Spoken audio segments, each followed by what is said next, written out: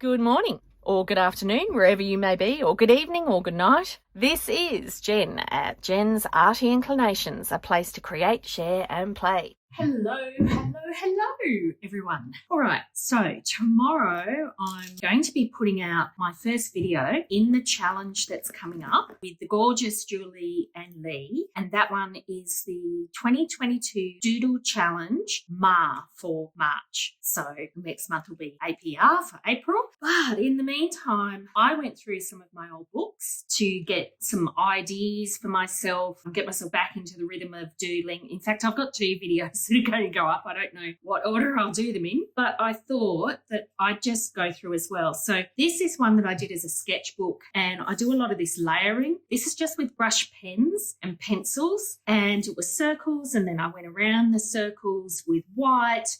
So it was a doodle that I'd done underneath, just doing some squares.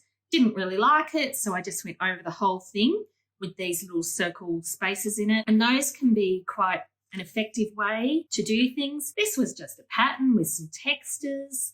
I do a lot of this kind of stuff, but again, layering with the brush pens, I quite like that. But here, hopefully you can see that. Here, I've got some patterns. So this is what I do when I'm doodling. I tend to do lots and lots of pattern work, and I think out of that you kind of find the sorts of things that start to like, that you start to get used to. As you can see, some of these are quite good, others just aren't, because this is, to me, my sketchbooks are all about trying things, practicing, going back and adding.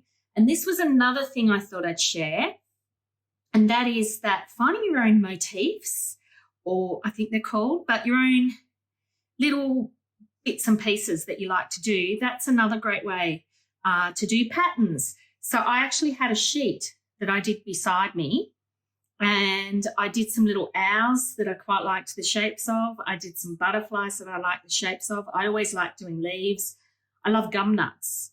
There's some flowers in here, but you can see I just repeated the pattern and then I coloured it after. So that's probably another thing, that as you're doodling, you get to kind of learn what kind of flowers and what kind of little motifs. And even though everyone has seen like these kind of flowers 1,000 times, there's a way that I tend to do them a lot. I love doing these kind of flowers. I love this in the blue. That's really cool. Limiting myself, I've noticed, to colours really helps, and that's why the green challenge, or the green themed background, you know, as long as it's got some green in it, really helps. Like I like these little ladybugs. They're just like what you did at school, but as a whole piece, you can imagine it on a piece of fabric or something. Here's just some crazy looking flowers, so all different ones. There's some little stripy ones that are that old-fashioned little flower shape. There's the old-fashioned flower shape with like a little button centre. I love these kind of circles with the patterns. You'll see that a lot in my work. It's really good to play with different things as well. That was literally trying out the crayons that I had and seeing what they did and how they looked on the page. Here you can see I'm doing some other tests with some different colours. Oh, these are some of my favourite kind of ones. I love doing those. See, that one didn't work out. Wrong colours, and it was just because I liked doing these circle things. So I was doing different patterns with those. Again, a bit overworked, I think. Oh, here I did a face, but you can see even using the doodles on that was quite fun. What else have I got here that I wanted to show you? Oh, there you go. Different kinds of patterns. Silhouettes I sometimes use because I find they're an easy way to create something when you're doodling. And as you can see, all I've done is straight lines with a few air bubbles in the background and little dots behind to pull the background together. I love doing those. They're my fractured landscapes that I do.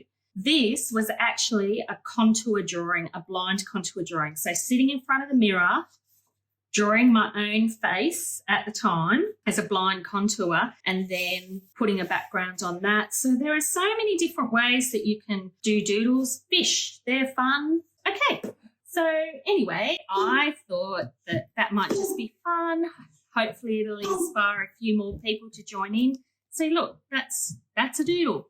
And all that was lines and just filling in the colours. Have fun, I think, is what this is all about. The other thing that's really good with doodles is if you've got a background, actually, that's my excited son in the background, don't mind him. But if you've got a background, the other thing is it's a great place to try things that you're not comfortable with. So I'm not comfortable with drawing animals and faces. So in this one, I did eyes and faces and animals just to practice somewhere where it didn't matter so much. So that's really quite fun because then you can include them in your art, you can put them on journal tags, all sorts of other things. So anyway, I hope that you enjoyed that. And yeah, please be kind about my work. It's literally just because I hope that even more people join us. There's lots and lots of people, but it's terrific what Leigh and Julie are doing. That's Leigh's Art Studio and Art and Junk Journals with Julie. So they are two fabulous channels. Yeah, go and check them out. They've been really lovely for everybody who's been in this challenge and their collage challenge.